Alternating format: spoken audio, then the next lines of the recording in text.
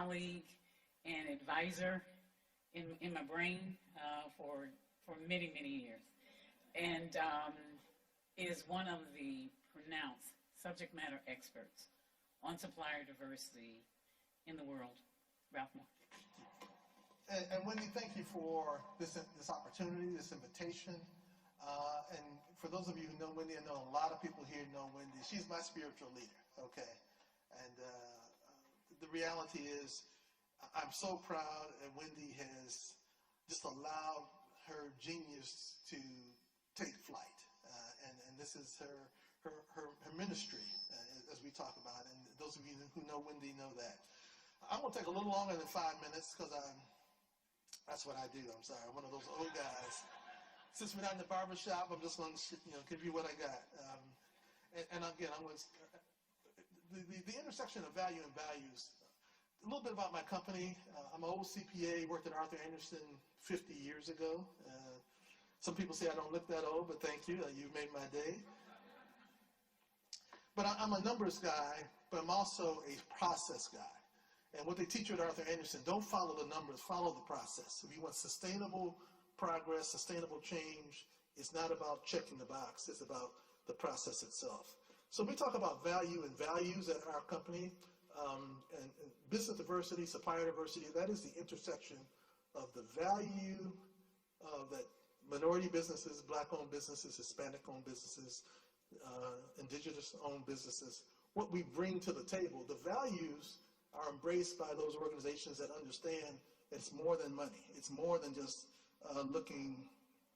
it's really transforming communities, and we'll talk about that. Next slide. So again, when we put all this together, the reality is,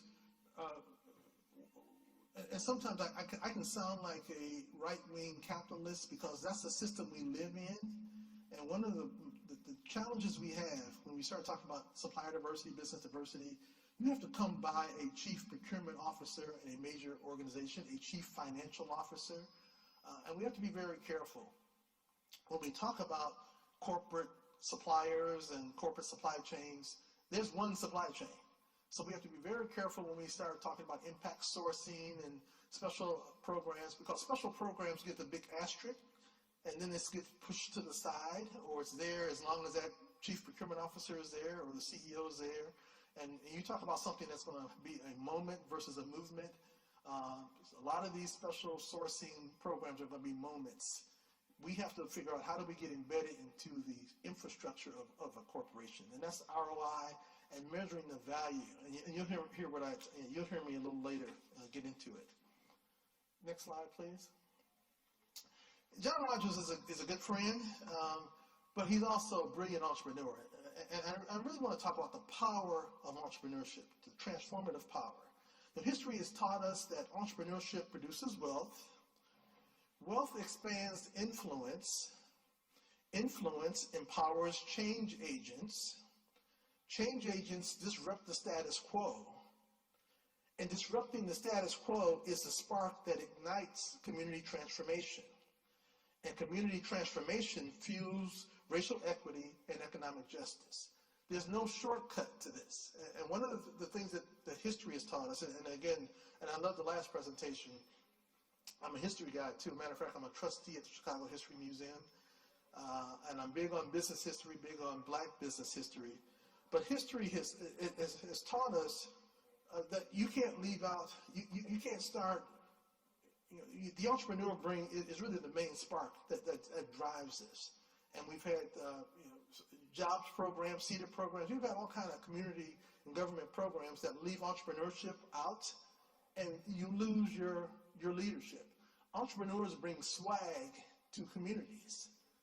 You can't just start and start, let's have a jobs program. And I love what Jesse Jackson said. I use a lot of Jesse's quotes. We had full employment during slavery. We have to do more than jobs. We have to have equity.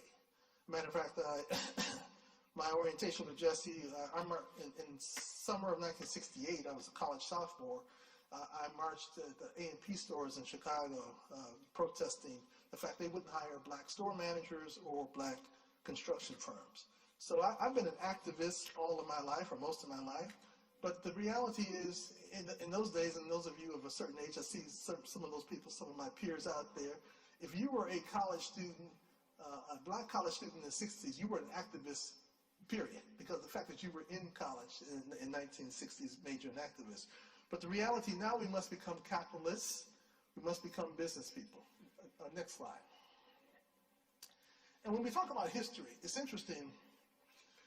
What happened in the 19th and 20th century is the model that will work for Black, Hispanic, indigenous, I can't say that word, Native American communities today, from the standpoint of, look at what entrepreneurs did.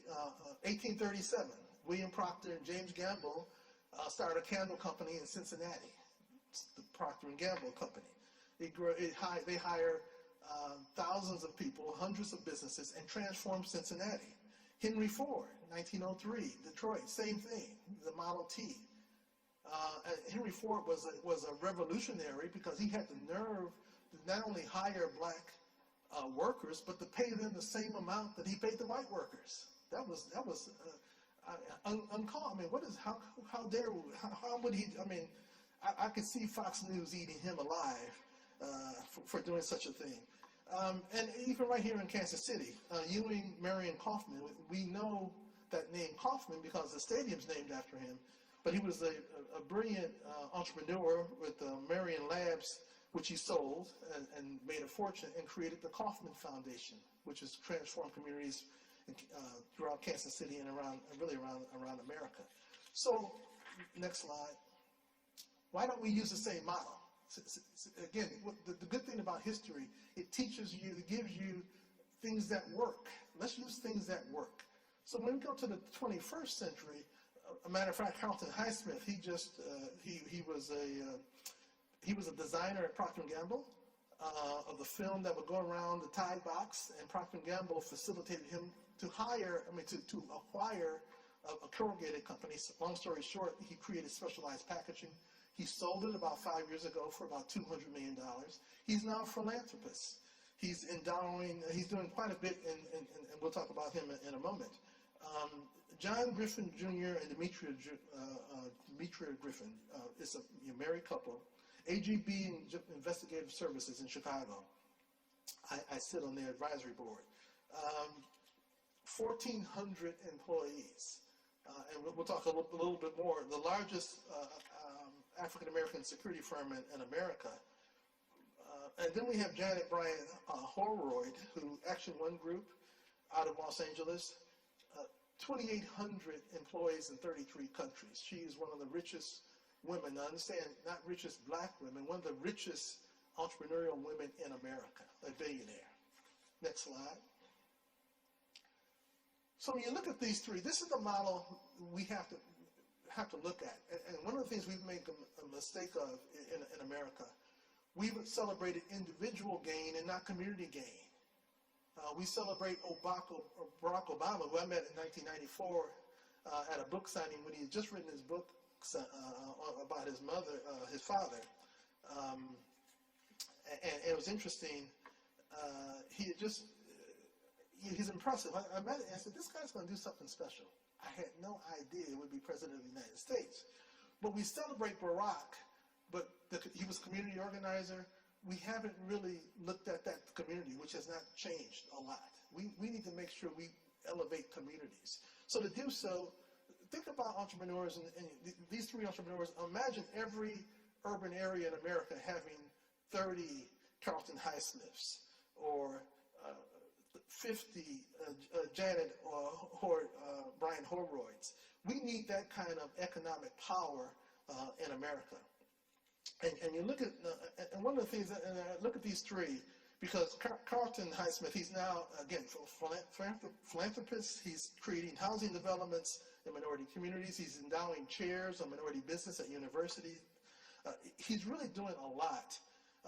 But my favorite, and again, I try not to talk about him too much publicly because it's such an emotional experience when you go to AGB. He has an office in the south side of Chicago. And AGB stands for Always Giving Back. When he started the company, he was broke, but he knew they started a foundation the same day they started the company. And when you go to his company, and again, I always take extra tissue when I go out there. Last time I was there, they were celebrating, they had a 32-year-old single mother who had just bought a house. And they had a celebration of this black mother, and said that she's bought her first house. And they look at their employees and they look at their community as part of their mission to cultivate. That's where we have to go with entrepreneurship. And that's why it's so important. But to get there, next slide, please. The AllySHIFT, and again, Wendy, we have to get you in front of corporate America. They need to hear your message, because the AllySHIFT, which we get, is usually a press release and an event, a cocktail party. The AllySHIFT is a meaningful, sustainable program that's going to transform what that company is going to do for our communities. Doug McMillan at Walmart, and I know you have a lot of people, Walmart has a lot of fans, a lot of enemies, all of the other things. But if you want to hear what AllySHIFT sounds like in a CEO, go to their website and listen to his statement on George Floyd. He made a statement to his, and he basically said, we're going to do this differently. We're going to embrace, we had 300, at the time, we had 300,000 black employees. They're going to know we care.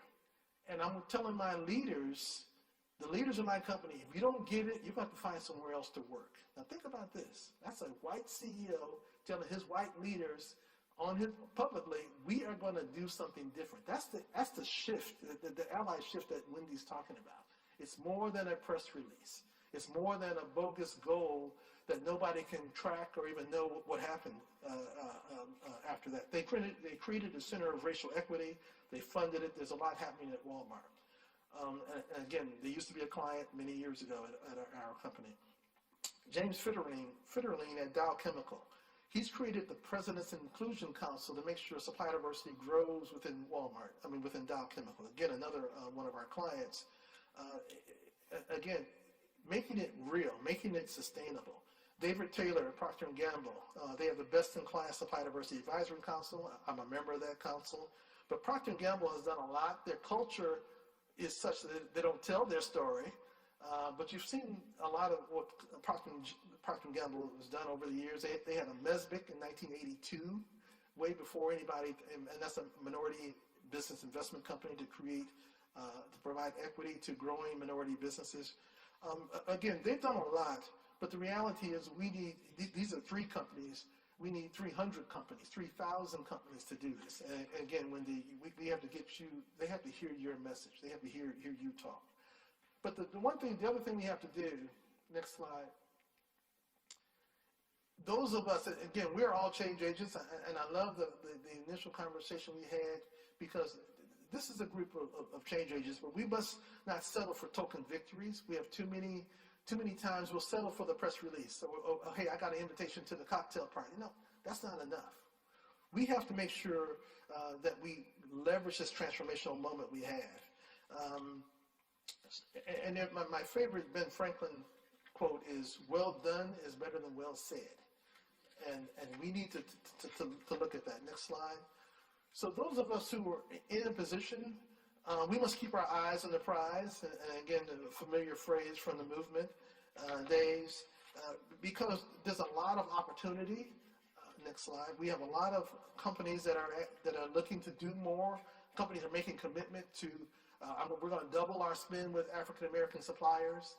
What they're not telling you, and I say this, and I don't say this publicly a lot, but I say it among this group, we don't have the capacity in our community to be doubled at the moment. We have to build companies. And the biggest problem we have right now is that we're looking the other way.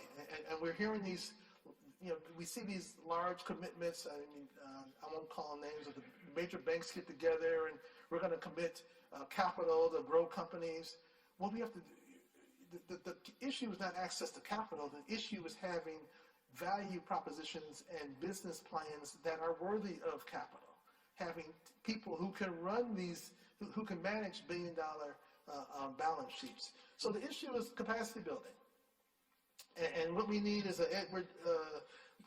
a W. Edwards Deming moment. For those of you who know history, again, I'm big on the history.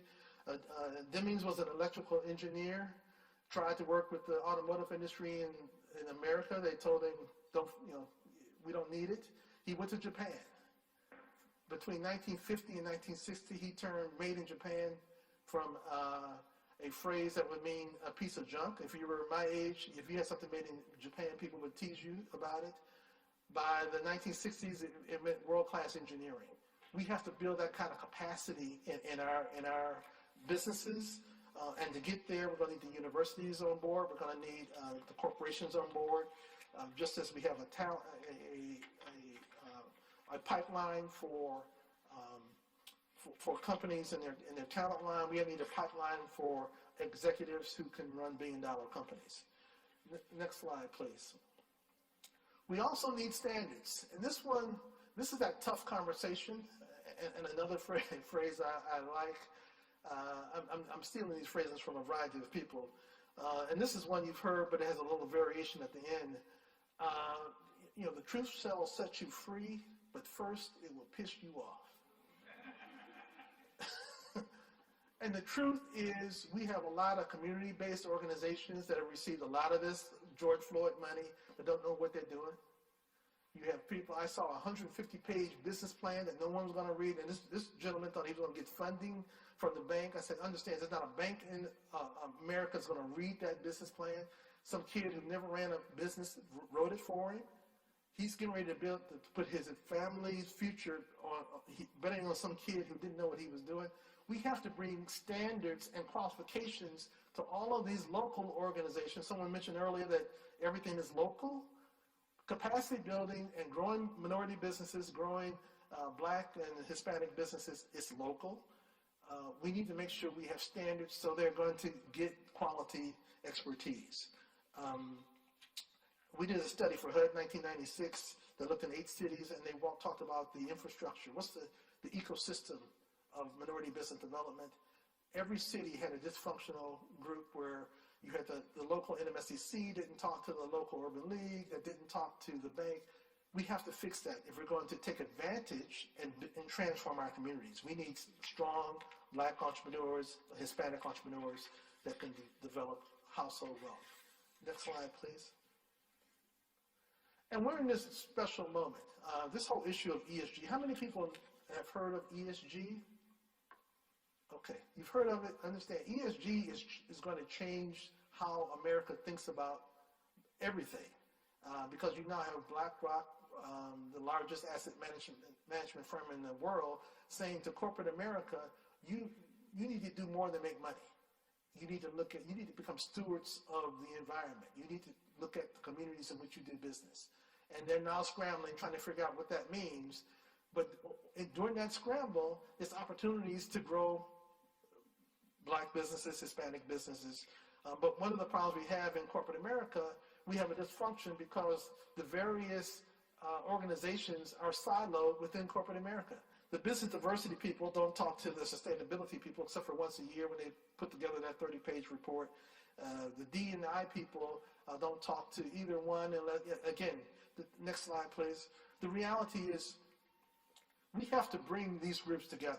And again, there's consultants here in the room. We're one too. We collaborate with a number of consultants.